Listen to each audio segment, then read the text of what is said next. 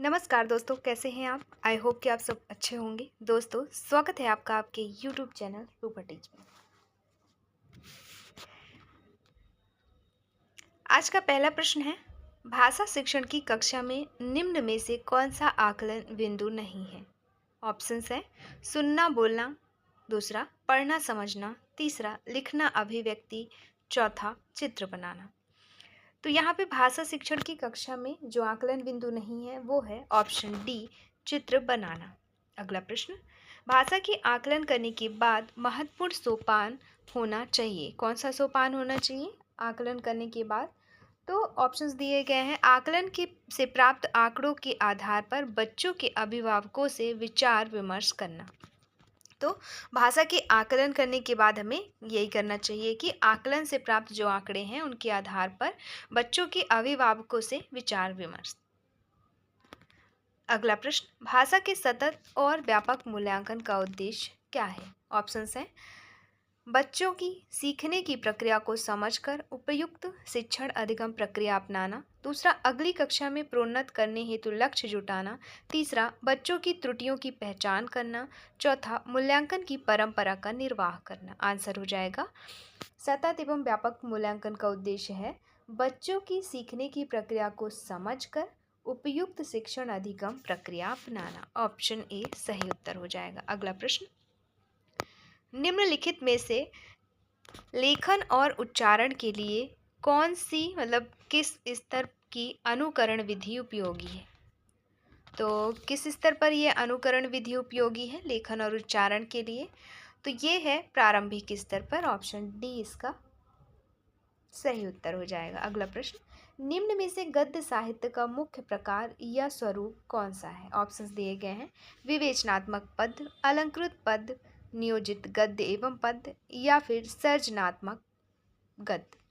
यहाँ पे आंसर हो जाएगा, गद्य साहित्य का मुख्य प्रकार या स्वरूप सर्जनात्मक गद्य है। Option D. अगला प्रश्न, निम्न में से हिंदी शिक्षण दुर्बल एवं मंदबुद्धि छात्रों के लिए कौन सी विधि उपयुक्त है? लेख विधि, अविवेचन विधि, संतृप्तता विधि, या अनुच्छेदन विधि? तो यहाँ पे आंसर हो जाएगा ऑप्शन ए, लेख विधि। तो हिंदी शिक्षण दुर्बल एवं मंदबुद्धि छात्रों के लिए जो उपयुक्त विधि है वो है लेख विधि। अगला प्रश्न, संविधान के किस अनुच्छेद में कहा गया कि संघ की राजभाषा हिंदी और लिपि जो है देवनागरी होगी? तो ये कहा गया है अनुच्छेद 343 में। ऑप्शन बी सही उत्तर हो जाएगा। अगला प्रश्न, निम्न में से शिक्षण को प्रभावित करने वाले कारक कौन से हैं? तो ऑप्शंस दिए गए हैं, केवल कार्य संबंधी, केवल शिक्षार्थी संबंधी, केवल अध्यापन संबंधी, या फिर अध्यापक संबंधी, शिक्षार्थी संबंधी और कार्य संबंधी सभी। तो ऑप्शन डी यहाँ पे सही उत्तर हो जाएगा कि शिक्षण को प्रभावित करने वाले कारक हैं ये सभी, आपका अध्यापक, शिक्षार्थी, कार्य, सारी चीजें। अगला, परिवार एक साधन है। ऑप्शंस दिए गए हैं, कैसा? अनौपचारिक शिक्षा का, दूरस्थ शिक्षा का, या केवल औपचारिक शिक्षक का, या फिर औपचारिक शिक्षा एवं दूरस्थ शिक्षा का? तो परिवार जो होता है वो है एक अनौपचारिक शिक्षा का साधन। अगला प्रश्न, भाषा अर्जन और भाषा अधिगम के संदर्भ में कौन सा कथन सत्य नहीं है? ऑप्शंस दिए गए हैं, सांस्कृतिक विभिन्नता भाषा अर्जन और भाषा अधिगम को प्रभावित करने वाला महत्वपूर्ण कारक है। तो ये तो सही है। भाषा अर्जन सहज और स्वाभाविक होता है जबकि भाषा अधिगम प्रयासपूर्ण होता है। ये भी सही है। भाषा अर्जन में विभिन्न संकल्पनाएं मातृभाषा में बनती है। तो ये भी सही है। भाषा अधिगम में कभी भी अनुवाद का सहारा नहीं लिया जाता। तो यही आपका ऑप्शंस जो है वो हो जाएगा गलत, और गलत ही इसमें पूछा गया है। तो आंसर हो गया ऑप्शन बी। अगला प्रश्न, प्राथमिक स्तर पर आप कहानियाँ कविताओं में किस पक्ष को सबसे ज़्यादा महत्वपूर्ण मानते हैं? तो प्राथमिक स्तर की बात हो रही है। तो ऑप्शन दिए गए हैं, घटनाओं, शहरों, पदों में दोहराव, दूसरा प्रत्यक्ष उपदेशात्मक, तीसरा प्रतिष्ठित लेखकों की कहानियाँ कविताएं बच्चों को पढ़ाई जाए, या फिर ऑप्शन डी, कहानियों कविताओं का व्याकरणिक नियमों की जानकारी की दृष्टि से समृद्ध होना।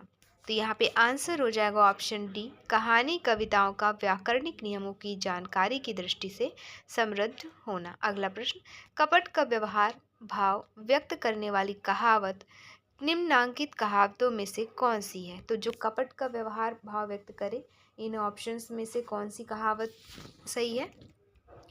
तो इसमें है हाथ सुमरिनी बगल कतरनी। आंसर ए ही सही हो जाएगा। अगला, कविता शिक्षण की खालिस्तान प्रणाली मतलब कौन सी प्रणाली? कविता शिक्षण की कौन सी प्रणाली उच्चतर माध्यमिक कक्षाओं के छात्रों के लिए हितकारी है? तो कविता शिक्षण की समीक्षा प्रणाली जो है उच्चतर माध्यमिक कक्षाओं के छात्रों के लिए हितकर है। फिर है अगला प्रश्न, मातृभाषा शिक्षक का उद्देश्य क्या है? मातृभाषा शिक्षण का उद्देश्य है उपदेशात्मक उद्देश्य, ऑप्शन डी। अगला प्रश्न है गद्य से, गद्य दिया गया है उसके रिलेटेड 7 से 8 क्वेश्चन है, इन्हें सॉल्व करेंगे। क्वेश्चन देख लेते हैं। उपयुक्त गद्यांश के अनुसार चींटियों के एहसास से क्या तात्पर्य है? तो यहाँ पे गद्य पढ़ना है।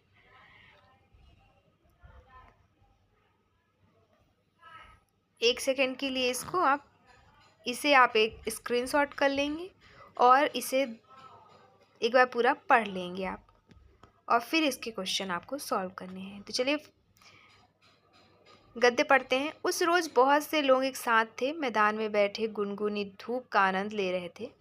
ढलते सूरज के साथ बौद्ध स्तूप की लंबी होती छाया धूप के एक बड़े हिस्से को लपक चुकी थी। कुछ देर धूप सेक लेने के बाद पीठ पर चींटियों का एहसास जिन्हें होने लगता, बौद्ध स्तूप की छाया में सिमट आते। कई युवा जोड़े छाया की ठंडक का हाथ पकड़ते हुए स्तूप की जड़ तक सरक आए थे। स्तूप के भीतर नंगे पैर चलने के कारण शरीर के भीतर तक घुस चुकी ठंड को बाहर फेंकने के लिए पारिवारिक किस्म के समूहों ने मैदान के उन हिस्सों पर जहां धूप अपने पूरे ताप के साथ गिर रही थी, दरी बिछाकर खाने के छोटे बड़े न जाने कितने ही डिब्बे खोले हुए थे।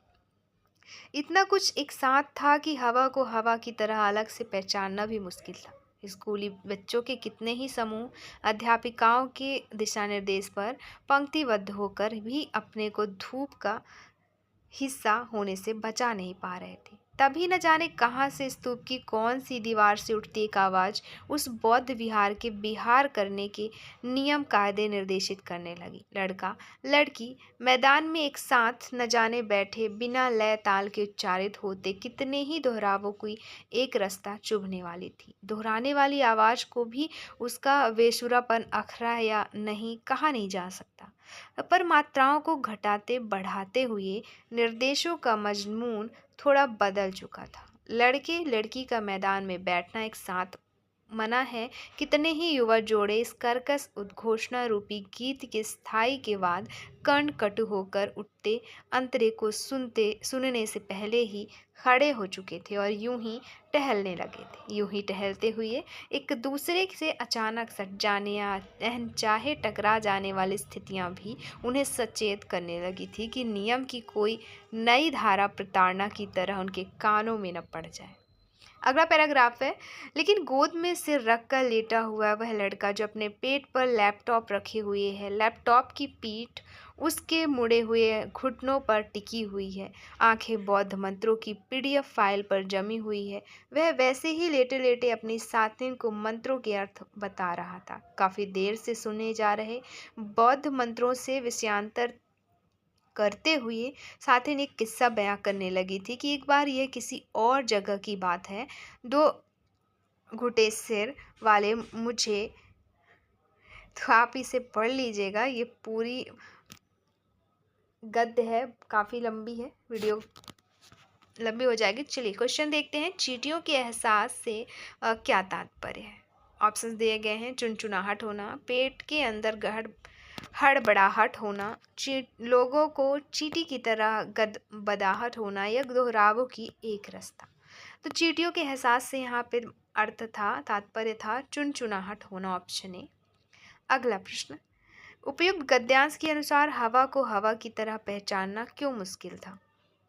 क्योंकि बहुत कुछ एक सा था।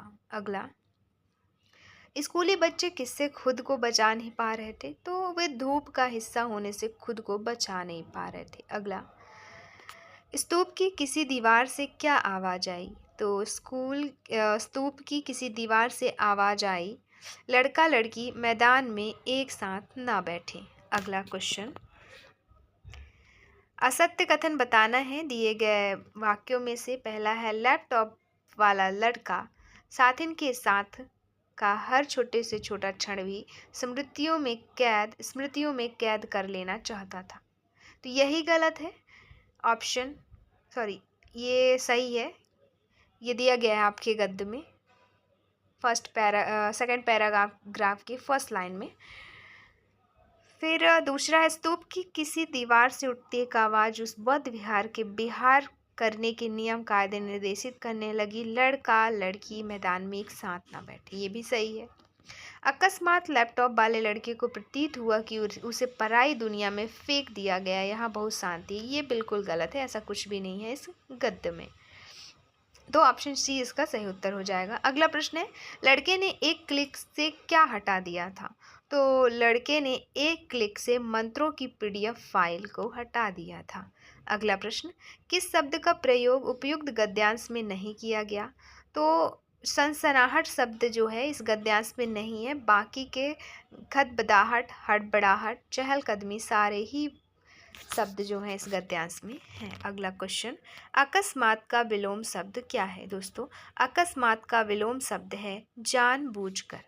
अगला प्रश्न, अब अगला प्रश्न है काव्यांशों से। तो काव्य को आपको पढ़ना है, क्वेश्चन सॉल्व करने हैं। पढ़ते हैं काव्य। हवा चले अनुकूल तो नावे नौसिखिए भी खे लेते हैं, सहज डगर पर लंगड़े भी चल बैसाखी से लेते हैं। मिट जाते जो दीप स्वयं रोशन कर लाख चिरागों को, नबन उसे जो लौट आलाते गई बहारों को। अगला, फैला कर के हाथ किसी के सम्मुख झुकना आसान है, बहती नदियां से पानी पी प्यास बुझाना आसान है। नित्य खोद कर नए कुएं जो सबकी प्यास बुझाते हैं, वही लोग हैं जो सदियों तक जग में पूजे जाते हैं। ये काव्यांश है। इसके क्वेश्चन अब हम पढ़ेंगे। पहला क्वेश्चन है, उपर्युक्त पद्यांश में कवि उन्हें नमन कर रहा है। किन्हें? जो दूसरों को प्रेरणा देकर मरते हैं। Option D. अगला प्रश्न, पानी पी प्यास बुझाना आसान है का कौन सा अलंकार है इसमें? तो इसमें है अनुप्रास अलंकार। अगला क्वेश्चन, कवि के अनुसार उनका जीवन आसान नहीं है जो परिश्रम से बीती बहारों को लौटा लाते हैं। अगला,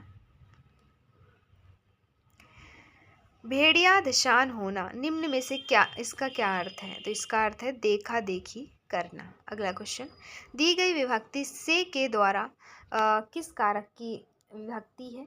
तो ये है दोस्तों करण कारक की। अगला, प्रकाश का पर्यायवाची शब्द क्या है? प्रकाश का पर्यायवाची शब्द है दिए गए ऑप्शन में से प्रभा। Option C. अगला, खालिस्तान में प्रथम और तृतीय चरण मतलब किस छंद में प्रथम और तृतीय चरणों में 13 एवं दूसरे तथा चौथे चरण में 11 मात्राएं होती हैं?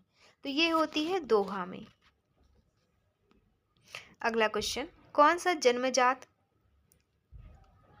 अभिप्रेरक नहीं है? आकांक्षा, भूख, प्यास या भूख एवं प्यास दोनों।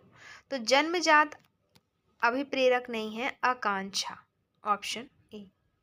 तो ये रहे 30 क्वेश्चन। बाकी के क्वेश्चन अगले वीडियो में देखेंगे। इसमें बस इतना ही दोस्तों। वीडियो अच्छी लगी हो तो लाइक से सब्सक्राइब ज़रूर करें। वीडियो देखने के लिए आपका बहुत बहुत शुक्रिया।